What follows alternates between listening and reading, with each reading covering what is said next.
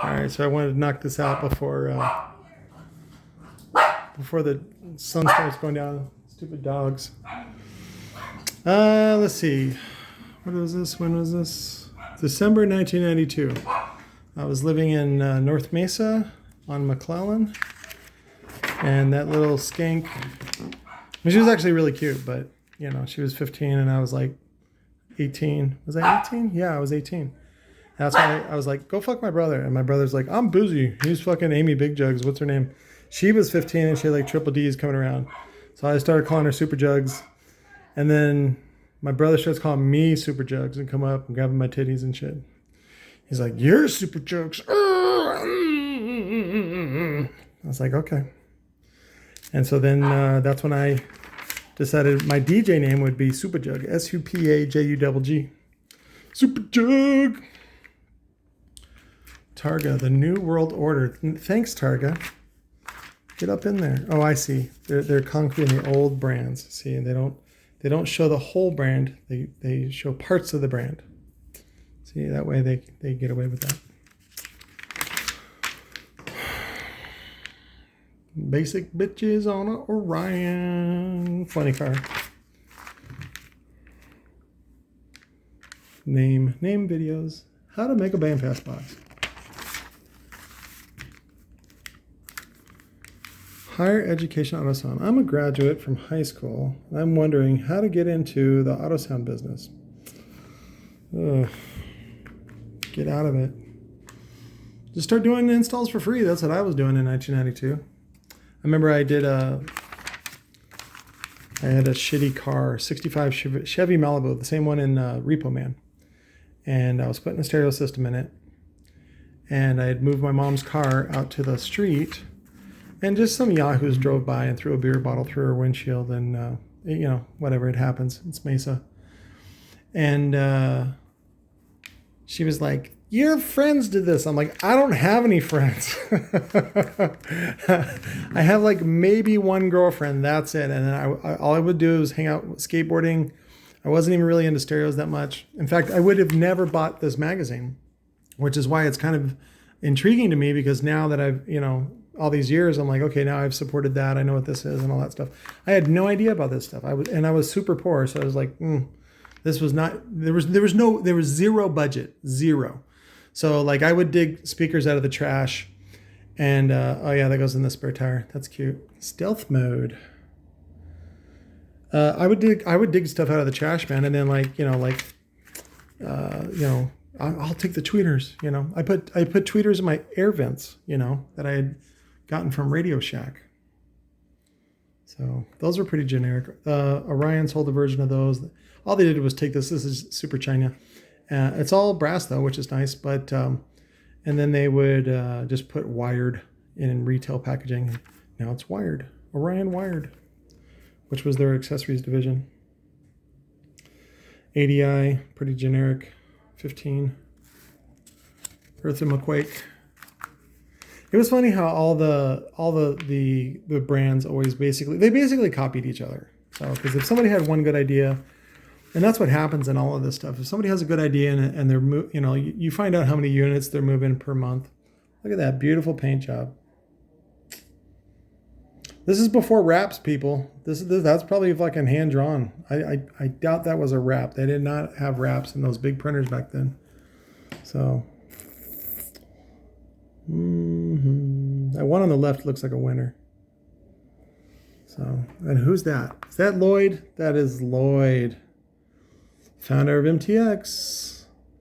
He is not in great shape now. So, but last time my wife saw him, he came in for glasses when she was selling glasses, but that was years ago.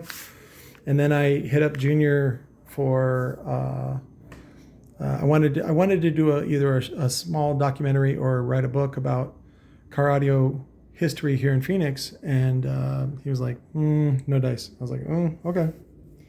So, but that's how it goes. That's why I do these. I mean, I want to show you guys, you know. There you go. That's cool guy. Ice baby. Remember this was Vanilla Ice primo years, man, before Queen was like, motherfucker, that's my bass line. It's like, no. Ours goes boot, doot, doot, doot, doot, doot. Pile driver. Was this, yeah, this was when Pile was Pile, because you can tell by the address. So, because when Pile got bought by Pyramid Group, SAS, Bazooka Duka, stick it. What were they saying, stick it? Was that the, see, I like the LA Sound ones. They would just have a little module that would like pretend that's a module, and then they would just, boom, and you put that in your pocket instead of the whole thing coming out and you have to carry a purse, which is, you know, normal now. Everybody's got their little man purse, Merce. Getting it real. Again, if you want to test it sometime, if you ever get access to one of these, just put compressed air on there and you'll score like a 38. So, score. Remember that that's white noise. Technically peak noise, because pink noise is just 20 to 20, and then white noise I think is from 10 to 100. I can't remember. I think it's 10 to 50. 10 hertz to 50 kilohertz. If I remember 1994 Air Force standards. That was Advent. Let me get out a little bit. There you go. I notice when I get in too close, it's makes me a little nauseous. Who's that? With that mullet. He's focused. What's funny is, you know, it's weird to see white people in a manufacturing setting all wearing their white coats that day for the... Oh, this is for Pile the factory. White people. So, but then you got to wonder, how many teeth does she have? That's what you got to really wonder. Because, again, who the fuck is going to do a job in a factory over and over again for, at that time, 1992, you're talking about $3.85 per hour. See, now these are the shit. So if you can get a hold of these are the shit. And it's really, really good reading. The AutoSound 2000 Tech Briefs. They actually had a whole school too, and that's where my buddy Mike Q went, and he shared a lot of that information with me about the RTA, about 3D sound, about DSP, all that stuff. You only need 2 speakers. That was right when, you know, the home theater was trying to sell you a center channel and a bunch of bullshit, and then they hamstringed DSP to only do a couple of dumb things that you didn't want to hear anyway. So, little cutie. What? They didn't use a subwoofer for the steering wheel? Get out of here. I like how clean. See, usually when I see these now, they're like super decayed and gross, especially here in Arizona, because all this just rots. So it's kind of neat to see that part. You know, the blinker is still good. Let's see. Cliff Designs woofers. This was before Cliff Designs got bought by Anaba as well. Let's see. Cliff Designs mid-bass, mid-range, Rockford tweeters. How come not Cliff tweeters? Rockford P30. Oh, a bunch of punch little peanut amps. And they got the PA1 HD. So sun's going down. I got to get this done. Tweak it till it hurts. Ha ha ha ha. Thrust bass thrust. See, again, this is just, you know, this is punch EQ right here. You got your bass and your treble. And typically these were centered right around 45 hertz, which was what Rockford figured out. Or John France. More credit to John France. But he was gay, and they didn't give him the credit that they should have, even though he was a fine engineer. But because he was gay and it was the 80s and 90s, they didn't. They did name the JF200 and I think the JF2000. At least the JF200, because I had one of those. But the JF200 was a John France home audio preamp from Rockford. But I think the JF series, they marketed under the Hafler brand. So it was on a Hafler preamp. But it was kind of cool because it had built-in, basically X cards, little frequency modules, crossover modules. It had a high pass, low pass. Was it high pass, low pass? All pass. And then it was kind of cool because the knobs, each click was it 3 dB? I can't remember. Yeah, I think each click was 3 decibels. And so it was like, it was kind of nice, that's all. It was just nice, especially for that time. So, and then they made a big RF2000, and then they had enclosures that used Hey, baby. There you go. She's cute. She's cute. And she looks more Karen with that fucking hair. But, yeah, I visited with Fenema Senior, and he had the 15, which I think was a dual 4. And so then they had it wired in series for 8 ohm and then bridged on the RF2000, which was kind of cool because it had 3 light indicator. It was like green, green, green. And then like when it would clip, it would do like a soft clip. It would do like a yellow. So it was a 3-color LED. And then when it was a hard clip or when it would thermal, they would turn all red. It was kind of cool. I wish they would bring it back. I think Rockford would still do well right now in this market of, just these, what is it? Like hedge fund people just with tons of fucking cash. And, they love stuff from their childhood. Just like you guys. That's why you guys like these videos. Oh, centerfold. Ooh, look at this. Centerfold calendar. This is what I'm interested in here. So can it focus? There we go. USD Pro. Focus. And then 225s. Come on, focus. Focus. 225. 225 SX. And then USD Pro mid-range, and then the horns, and then some other stuff. Active crossover. Come on, Orion. You can put more Orion stuff in there than that. And it was in the funny car? That doesn't make sense, but whatever. And then this was out at Firebird Lake, like every weekend promoting. Again, because that was the it's your peeps. That's the people that buy this shit. HSL continues. Hollywood Sound Labs. So somebody was asking about Anaba. Anaba didn't. I haven't seen any ads for Anaba except for maybe. What did we see? Is it Mobile Authority? So to review again, here's the USD ad for SpeakerWorks. And this is pro audio stuff that they converted. You just make a little power supply for it, so it takes 12 volts. But so they had Mobile Authority, which later became MA Audio, and they came out with like a hardcore series, and they spelled core with a K. And then Visonic, which I forgot about, and then also Thump and Hot Shots. Oh, and Cliff Designs. That was the other one they bought. So. And I did some design work for him on the motors, and then because I was buying their dead woofers at the time when he was getting out of that, and then he finally just got out of it. And I think he moved to Vegas because Cali was just getting super expensive. And then now he does basically what Larry does, which is like an antenna adapter.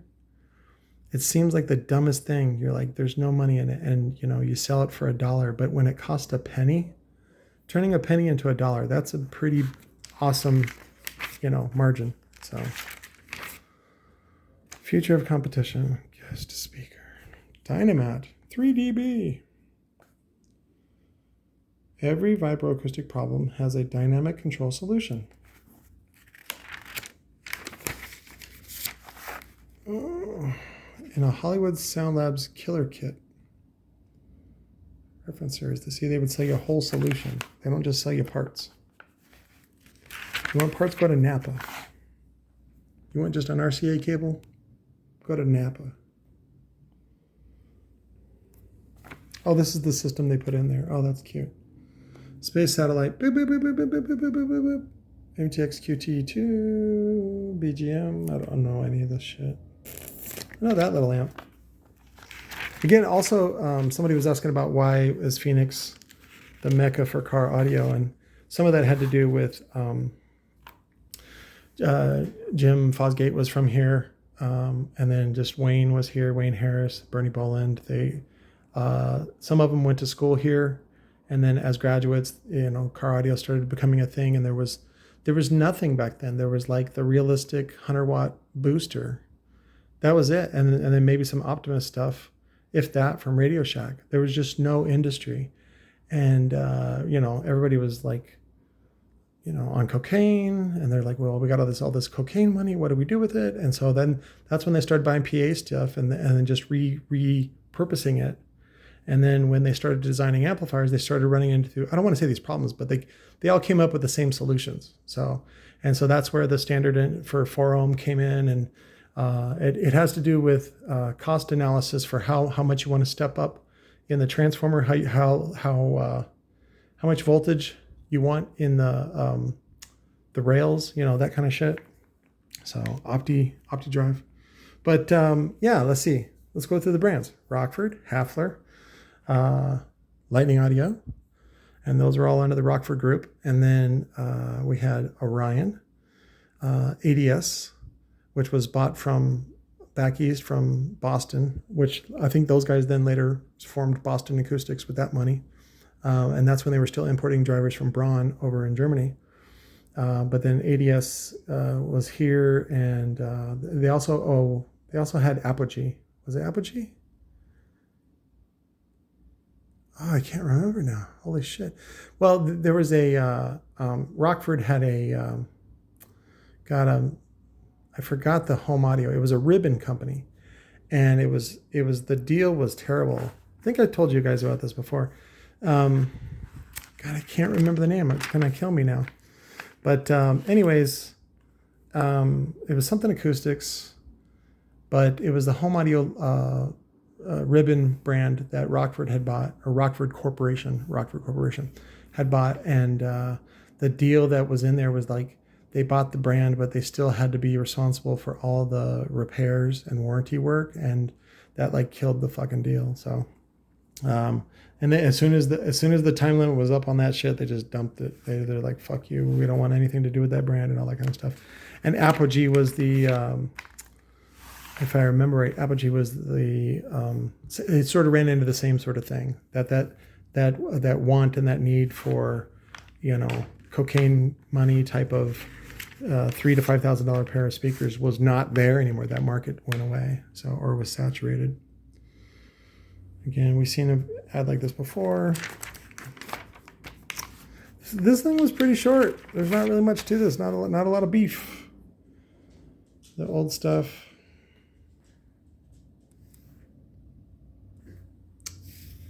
There's that one I had is fan cooled. Focus. See, there's not enough light. Running out of light, guys. There was a cooling channel down the center, like Extant. Have you seen those Extant ones? The Extant put the heatsink on one side and then put at least 1 or 2 fans on it. So, and then of course, the guy that I think made the Extant amp went off and joined JL and helped them design their 1000/1, which is basically the same amplifier. So, again, all these guys, these engineers that grew up here in Phoenix, they would just move company to company, and that's, Bernie got his start at Rockford, I believe, right out of college. And see, I would love for him to talk about it, because he, even though a couple of times I caught him in, what would I say? A couple of fish stories. But because everybody's dead and nobody else can contest Bernie's story, it's kind of, just Bernie's word. So, but anyways, Bernie, he's the one that told me the story about, he was working at, for Jim Fosgate, and they were right there on Rockford Drive, and they got the invoice in, the dot matrix printer invoice, and you could see on the background it said Fosgate, and then it said Rockford Drive, blah, blah, blah, Tempe. And at the time, Rockford Files was a hit show, and so that's how they came up with Rockford Fosgate. That's it. It was just Jim Fosgate, and if you notice the old stuff, they focused on the Fosgate brand, the Fosgate half of the brand, and then later when the Mormon Mafia came in, Brimhalls and those kinds of people, they focused more on the Rockford side. That's what's called Rockford. Even though the whole company was just named after a street that happened to be called Rockford in Tempe, which is where they were. So that's it. There's no folklore. There's no bullshit like that. Or actually, that is bullshit. So their story, but they won't talk about it. It's so dumb. Like there's some sort of secret legend now. And now it's like a creepy. I don't think they're multinational, but they definitely have their tentacles overseas, you know, in every amplifier vendor's pockets. Again, but you have to do that to survive. But I just, you know, I wish they would provide some sort of reasonably nice stuff. But they, you know, it's Rockford, you know, they want to be like, they're always trying to be JL Audio. JL Audio has the highest input versus output, as far as input for money versus output on brand power, right? Because you can even sell a WX for $100, and I know it costs $9 to make, if not less. So, but anyways, I love you guys. Have a great weekend. I'll do some more videos this weekend, and again, I'll get you pricing on coils or whatever. I'll try to. I would love to get a website going again. Go bug Parker and tell her that she should work off that 50 grand in web stuff, and also, you know, be nicer to me. So, because otherwise, you know, I may have to ruin her life. That's just the way it goes. So I love you guys. Have a good weekend.